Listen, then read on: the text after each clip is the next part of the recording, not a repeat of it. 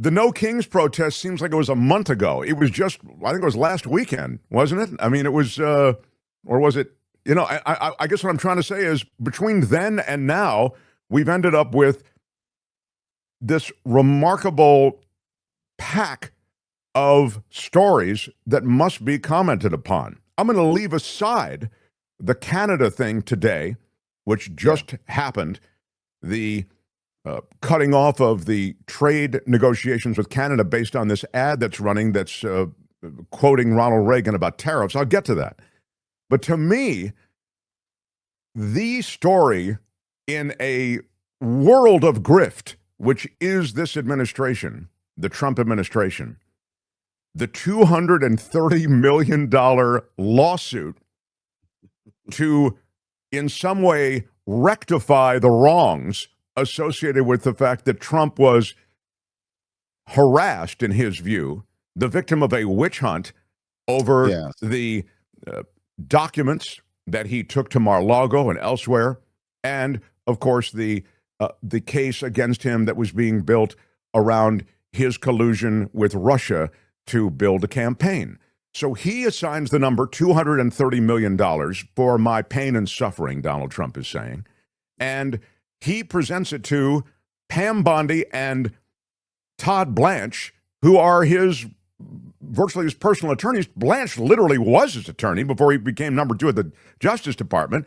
And then Trump himself is the guy who has to sign off on the check being cut. It is out in the open, full-on money grab. Thoughts, please.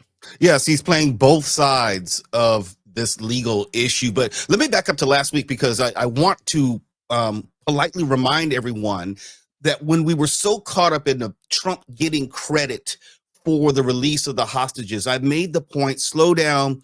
This media cycle is going to change in 5 minutes, and we need not get distracted with every little thing or fight the battles which are really less important. And here we are with the more important things, and how the news has swung in this direction, and this grift is out in the open. And let's not forget, it's the sum total of $230 million is grossly close to the cost of this dance hall that they're building on the side of the White House with private donors. Let me get it in the screen. Private donors. Laser beams. All I'm saying is let's not be so outraged with everything that we miss the important things. The grift is very important. How he's trying to enrich himself is very important. Going forward, that should be the focus, not necessarily whether he gets credit for releasing hostages. We also have to be mindful that we may be in a war with Venezuela before the weekend is out. Well, there are far more things to be concerned about. This is a great point you're making. Thank you. And I will tell you, and I'll raise my hand and say, I made the point, and I'm barked out of my own show by a lot of people in my chat, because I did give him credit for that. Not for a peace deal, not for making even a sweeping ceasefire deal, but for stopping the bleeding in the moment, which was associated with a hostage release and getting humanitarian aid into Gaza, and at least an apparent cessation of hostilities, even though we've seen the ceasefire. But more to the point, it was exactly what you're saying. It was for being there at that moment to get the humanitarian aid in, hostages out, blah, blah, blah. But now it's only the moment. It was to stop the bleeding at that moment. It wasn't a Middle East peace deal. It wasn't a big crafted arrangement with a 20-year layered in. I mean, that's all crap. So it was his play for a Nobel Peace Prize or whatever. And as I said at the time, a Nobel Peace Prize? This is a guy who is weaponizing the military against his own people while he's knocking out innocent fisher people off the coast of Venezuela. Are you kidding?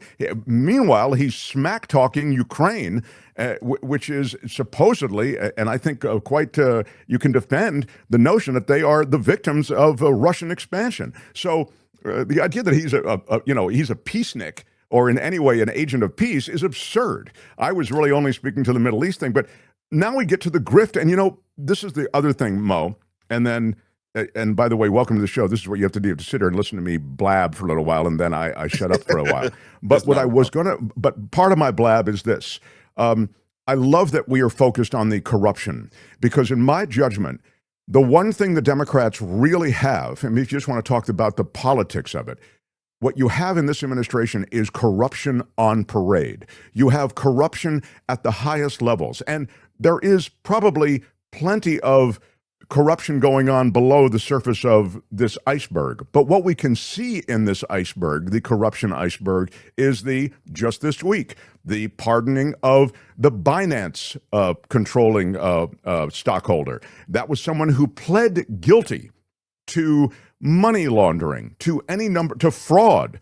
You saw the same thing with George Santos. You see how, and there's a litany of white collar criminals who've been pardoned as well. So pardons are for sale. The $230 million grab, the quid pro quo associated with Palantir, Google, etc., sponsoring the Ballroom.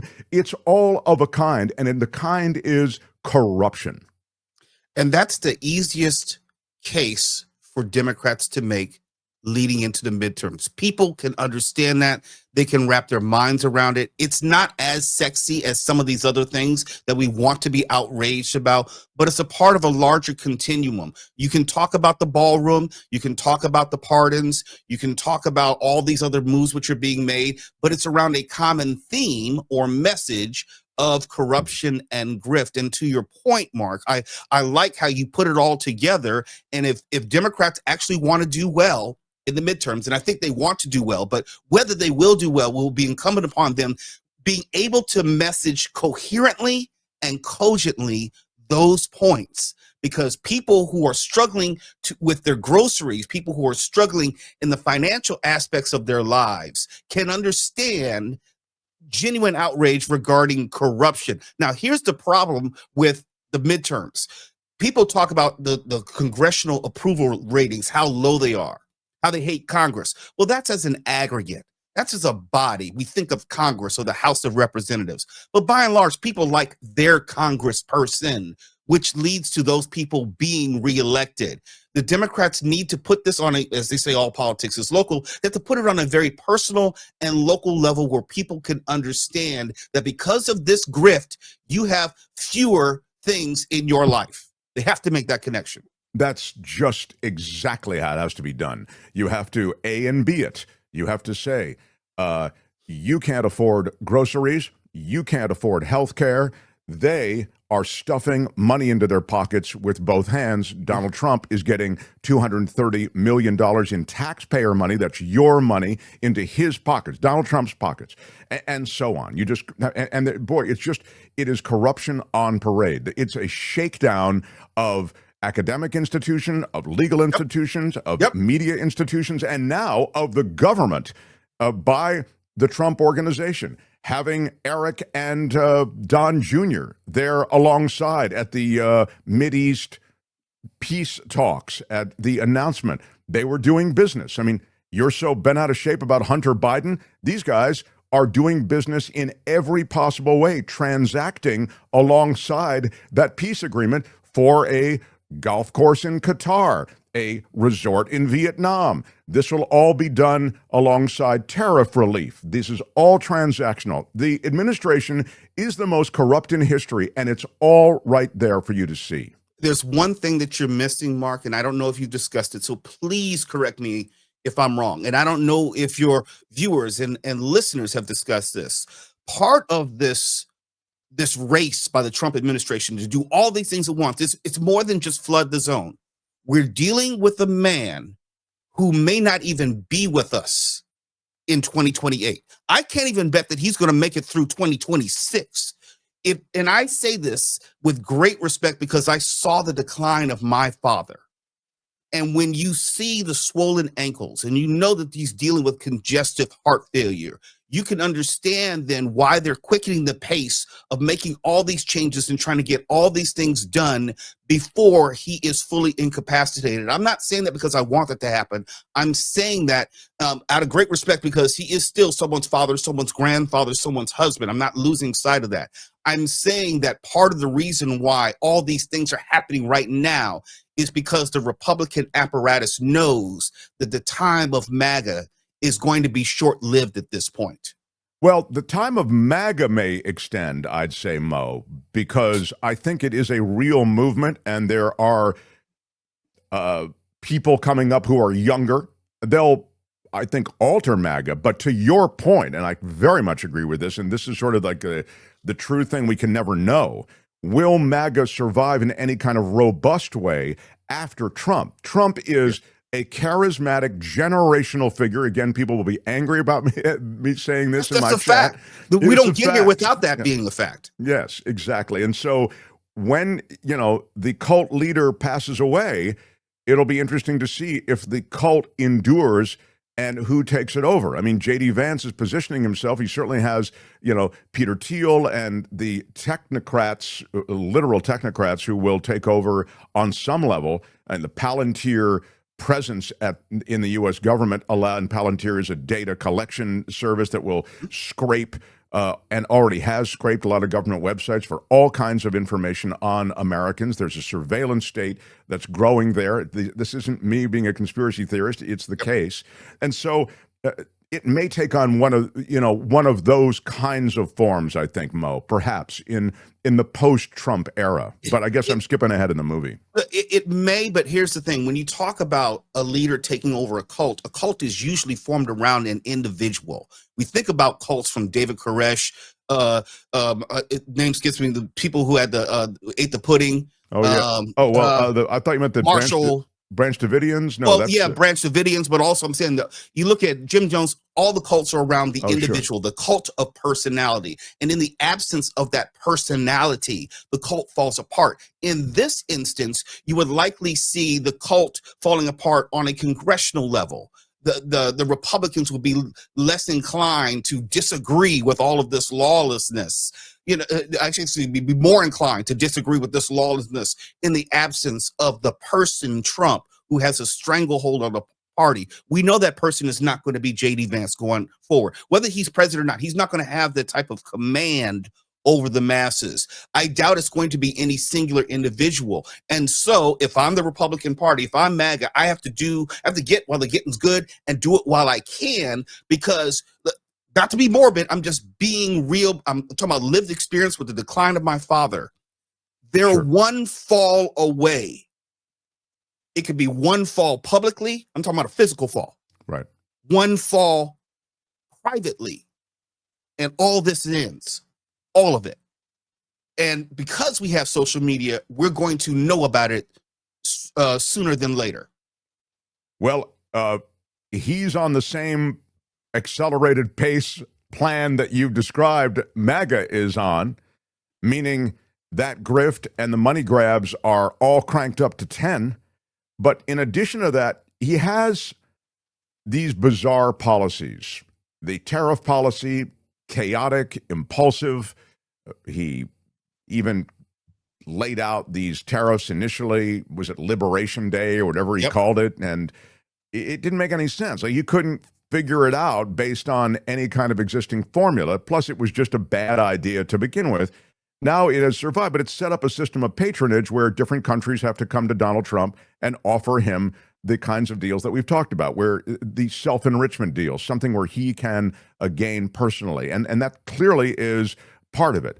So we get to, and I will get to Canada, but we also get to foreign policy that has nothing to do with, so I'm mentioning the tariffs because, again, they're chaotic and impulsive.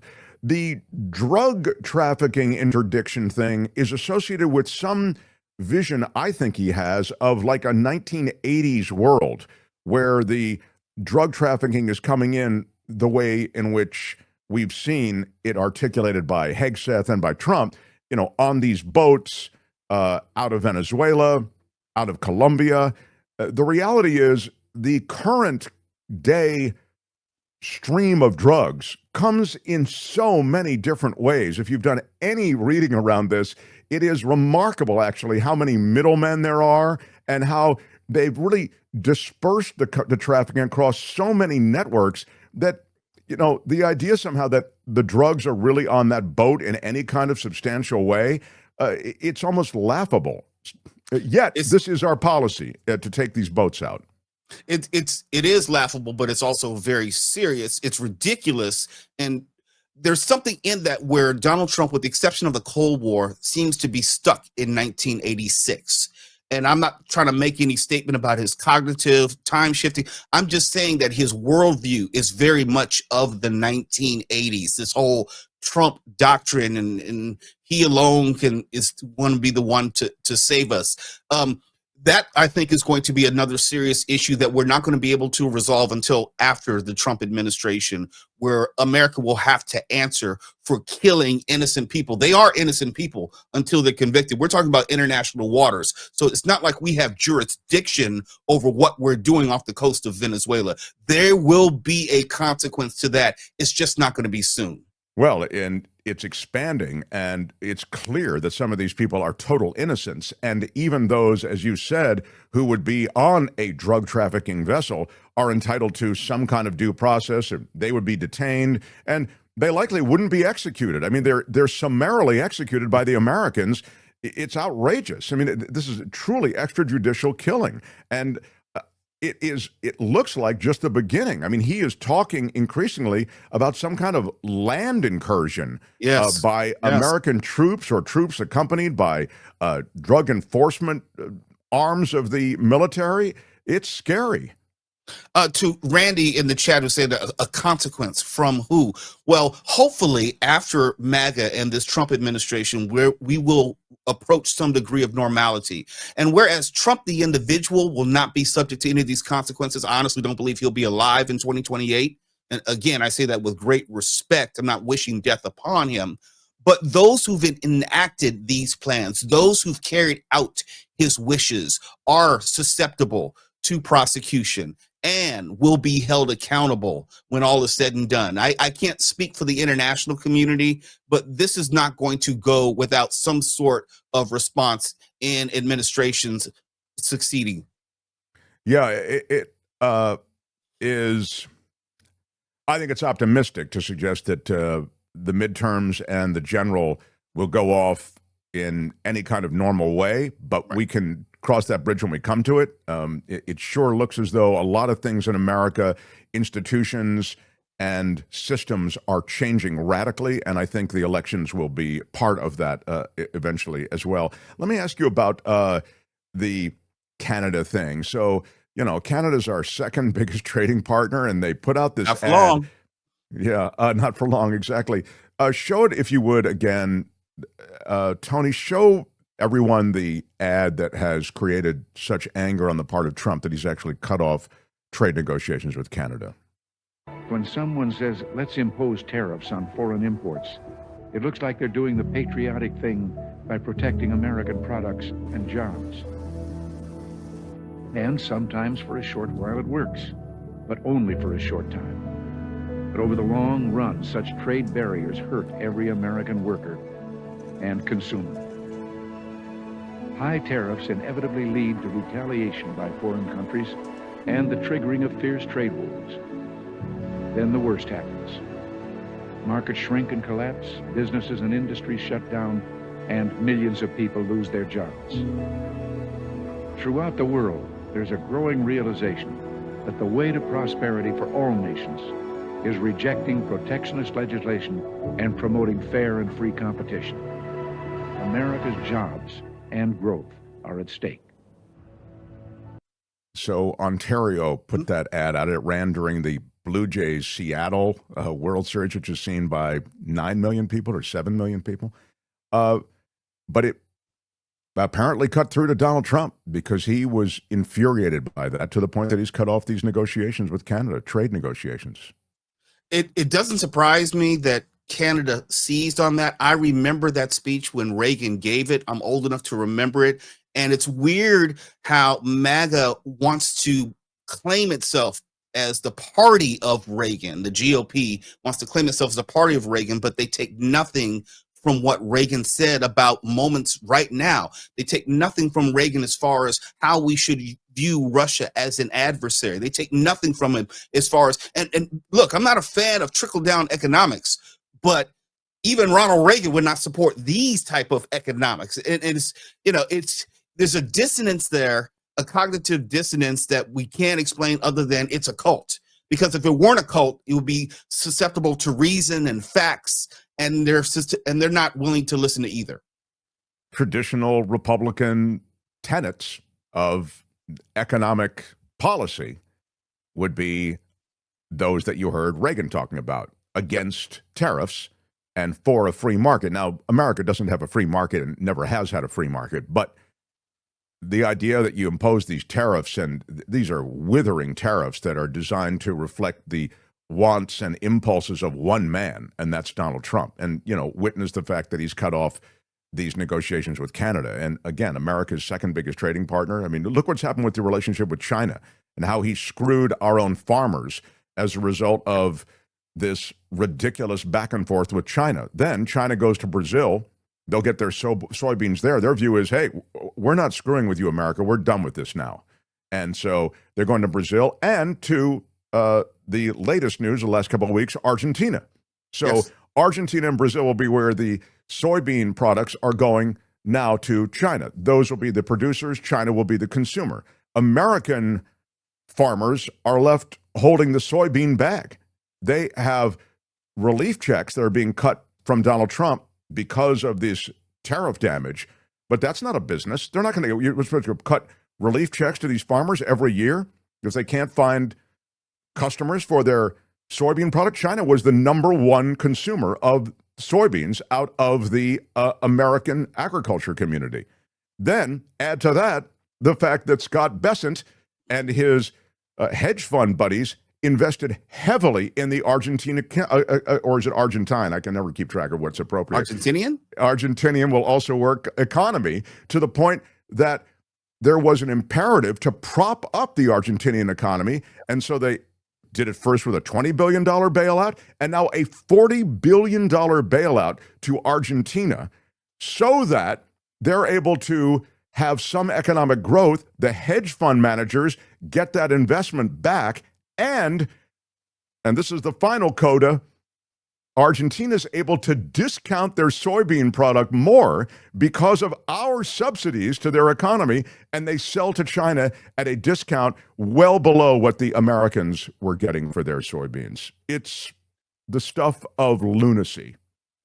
The only problem with what you said, Mark, it's a great distillation of everything which is going on, but it's very difficult to message that to Americans.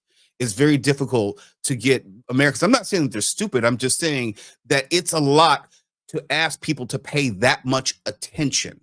What needs to be done is to just very simply say, Donald Trump has sold out America.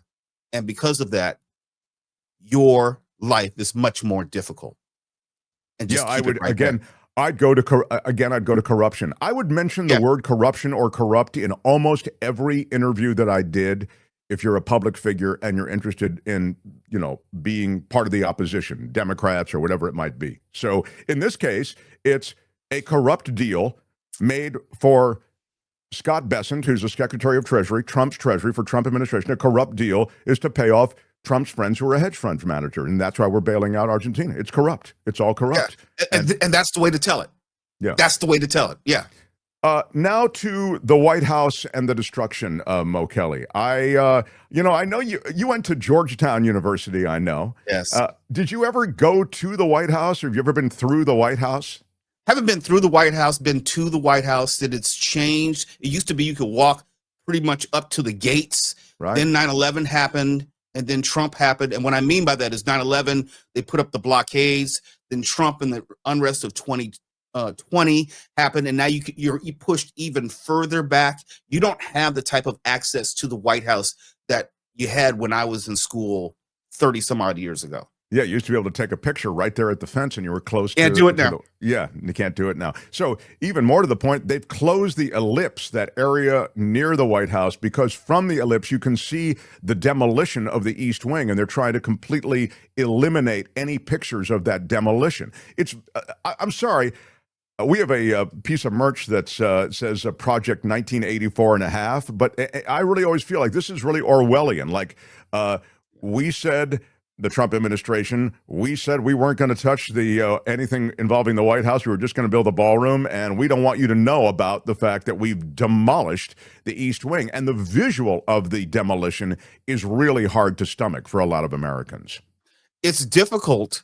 And now you can see the messaging in response as well. Obama had a basketball court put in, and everyone knows that used to be a tennis court. They just repainted the lines and put up a movable basketball goal.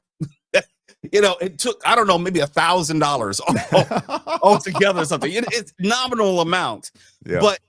But what one of the I would say the magic trick of Donald Trump is he's never held accountable to anything he said previously. He's not responsible. Yes, he said they're not going to touch the East Wing of the White House. Yes, not only did he lie then, he lies now, and unfortunately, there are no consequences for him, the individual who lies incessantly and with impunity. But again, going back to what we were talking about, the messages, the corruption, where the money is coming from, who it's going to benefit. Americans, I believe, better understand that than just the undignified demolition of the symbolic structure of the White House. I want to finish up with a question about reopening the government, because it really fits into a lot of what we've talked about. I see the closing of the government as working very well for Donald Trump. The minimal oversight that there is doesn't exist. The congressional questions that might have to do with the demolition of the East Wing, whether any historians were consulted, whether there was any sort of formal approval of this move, we know the answer is no and no, but Right. Still that tepid, even pro forma kind of way in which there might be oversight, in quotes, is gone. So as long as you can keep the House in recess, and Mike Johnson wants to keep it in recess, he's almost got no incentive to reconvene this body because it works so well for his boss, Donald Trump, right now. I wonder if you can help us with some kind of, I don't want to say prediction, but the way in which you sort this out. How long might we be looking at this closing of government? I think it's going to be for months. And I don't say that with any hyperbole, if only because for different reasons, both the Republicans and Democrats wanted this fight. Republicans wanted this fight for the points that you've made, Mark, because there's no downside as far as what they're trying to do right now. It's like, wait a minute, school's out. There's no teacher. There's no hall monitor. So we get to do whatever we want. And no one can tell us no. That's the Republicans, and the Democrats may believe that they're engaging in a principled fight, but there's nothing really for them to gain. And now that they're committed to the fight, if they give in, then they look like they're the ones who chickened out, or this exercise was for nothing. It was an exercise in futility. So there's no reason for either side to back away from this fight. The Republicans are not willing to negotiate. The Democrats are not going to back down. So we're in this intractable position for the foreseeable future. And we're going into the holidays, let's not forget. So it could be the rest of the calendar year. I mean, it's scary because there are a lot of people working essential workers. I've always felt if you think they're essential and you're going to make them work, then you've got to cut checks to them. They're essential enough to work, then they're essential enough to be paid. But that's not what's happening. Most of these workers, I mean, I think he's jackhammered some money out of the Pentagon and moved some stuff around to pay some of the soldiers because that's sort of his flex, but Yeah. TSA agents and those who are working in the control towers and all these federal employees, they're working and showing up to work without pay. And if it goes on for months and months, that's a sad fact. These people are going to have to find side hustles or they may want to leave government completely. I would say leave government completely because this is not going to change before the beginning of the year. Unfortunately, I don't mean to be pessimistic, but there's no reason to reopen the government Thanksgiving, if you know the congressional calendar. Yeah, exactly. All right. I would wrap this up, but there's one story that's wild and it just broke yesterday and I had to get your thought on it. And it's this scandal hitting the NBA. Now, I don't think the entire NBA is involved, although I think the NBA is going to end up, they certainly have a black eye and they're certainly they may be fined. You had Kash Patel, who, again, catches a jet out to wherever there's a big announcement and then, puts his FBI jacket on and tells you, yeah, we got him. It wasn't easy, but let me tell you, we got these NBA guys, illegal poker, and they were fixed poker games, and they were tied up with the mob. And it does seem as though this is a pretty wide-ranging scandal from the standpoint of some luminaries out of the NBA being used to draw in people to these poker games that are run by the mafia, and they use X-ray technologies and all these other things to defraud the poker players of their money. That is to cheat them out of the money, and it was millions and millions of dollars. But also, NBA players, we know of one, this Terry Rozier, who seems as though he was, I don't know, was he under pressure? I don't know why this happened, but he apparently indicated that he had an injury, and that indication of the injury was passed along to some people who were betting, and they bet on what they call it a prop bet, the proposition that he's going to have fewer than a certain number of points. And he then had fewer than that number of points, and they paid out a huge amount to, again, they're suggesting they were mob-related or some constellation of people who were betting in that way.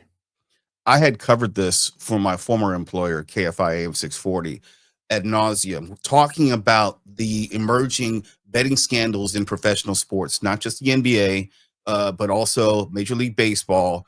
We had talked about Shohei Ohtani's interpreter. We talked about how Dante Porter was banned from the NBA back in 2024. And I said, this is just the tip of the proverbial iceberg. This is just what you can see. There's much more going on underneath. And let's not forget, this particular investigation was spanning more than a year. I want to say close to 2 years. So the indictments are legitimate. The investigations are legitimate. Now we can get past the whole Marshall Dillon, there's a new sheriff in town, Cash Patel, trying to seem tough. Get past that. This might, I don't want to be hyperbolic, but this could be the undoing of major professional sports as we know it because of what lies beneath. I call this the roach theory. Like if you see a roach in your house, don't worry about the one you see. Worry about the 20 in the walls that you don't see. Worry about the roaches that are in your house when the lights are off. You just turn on the light. They're just now turning on the light and seeing these few people. I'm telling you, there are dozens and dozens more, and it doesn't help that these leagues are supported in part by DraftKings and FanDuel and these legalized betting sites. This is going to get much worse before it gets better. Well, the irony of what you point to is that the NBA was the first to embrace gambling. I mean, yes. NFL, Major League Baseball, always hands off. All of it was being done, but it was never legal.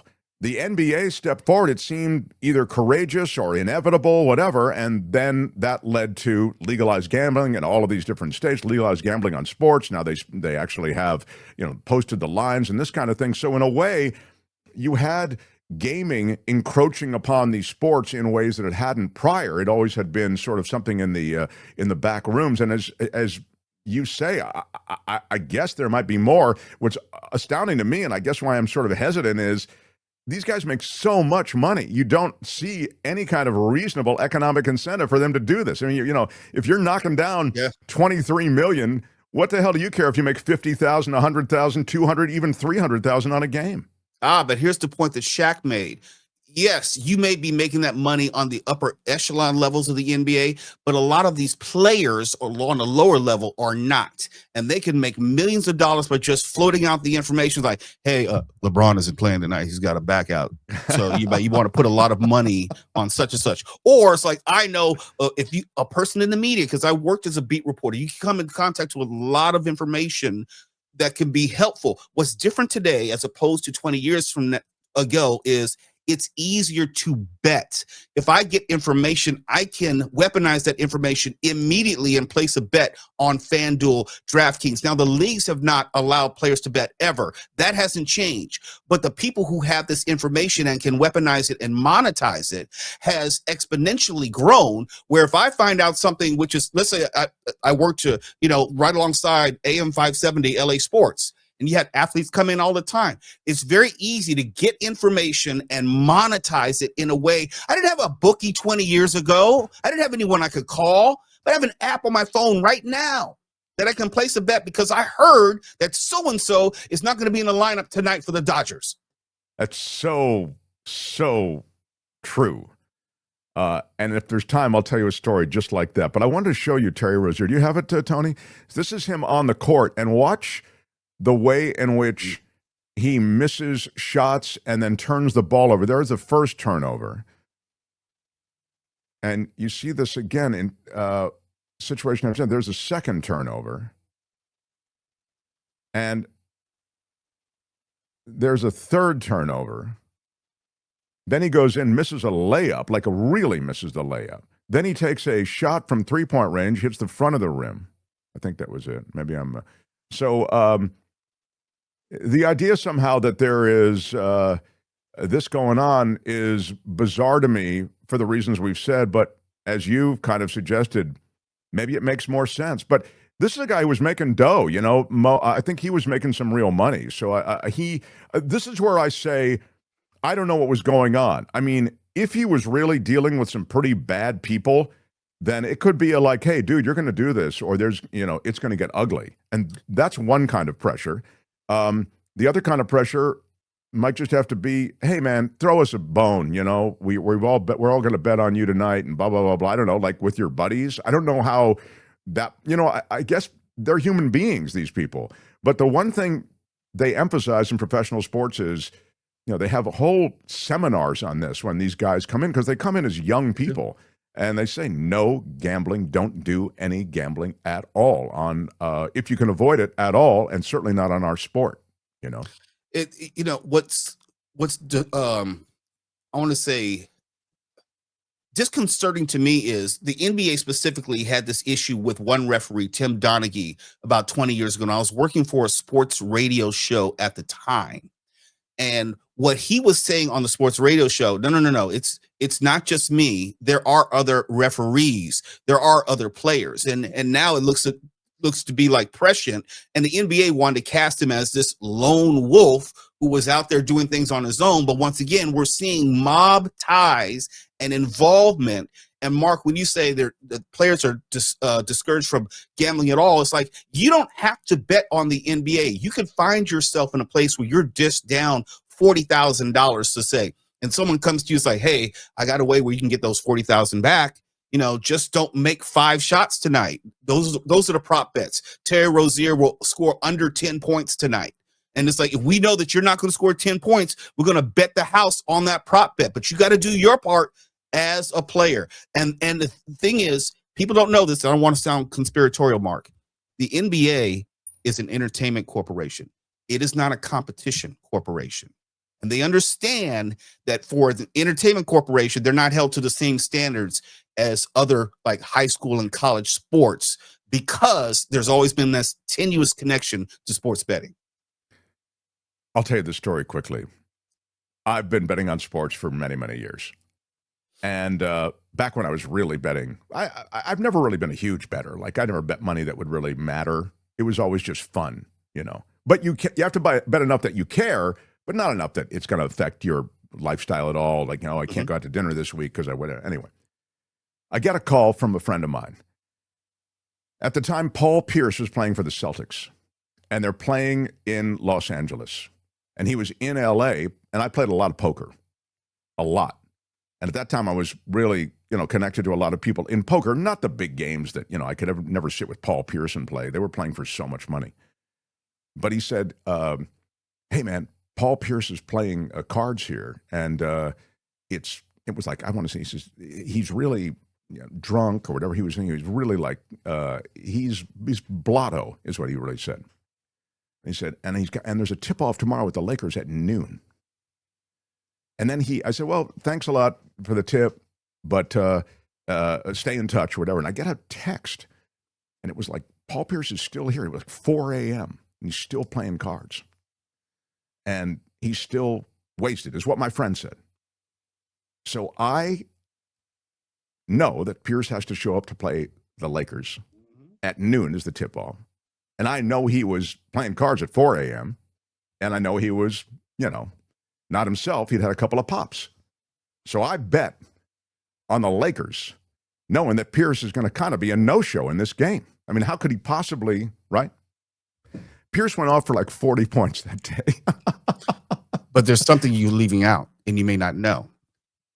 The unintended consequences of these investigations.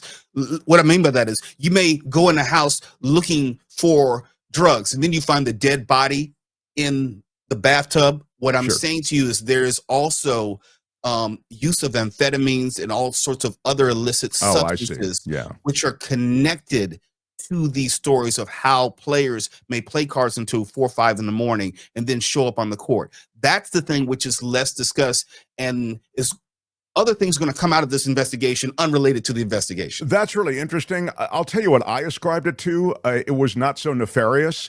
I thought these guys are professional athletes. He could be up all night and he could still go off for 40 points. That's the kind of, I mean, I didn't even think that he could use some performance. No, I just think, no, man, you don't understand. He can get 3 hours sleep, show up, and then be out of his mind radically great because he's a great player. Hi, it's Mark, and I thought that was great. Hit the notification bell. You'll know whenever there's a new video being dropped, and please subscribe to our channel to help us save the universe.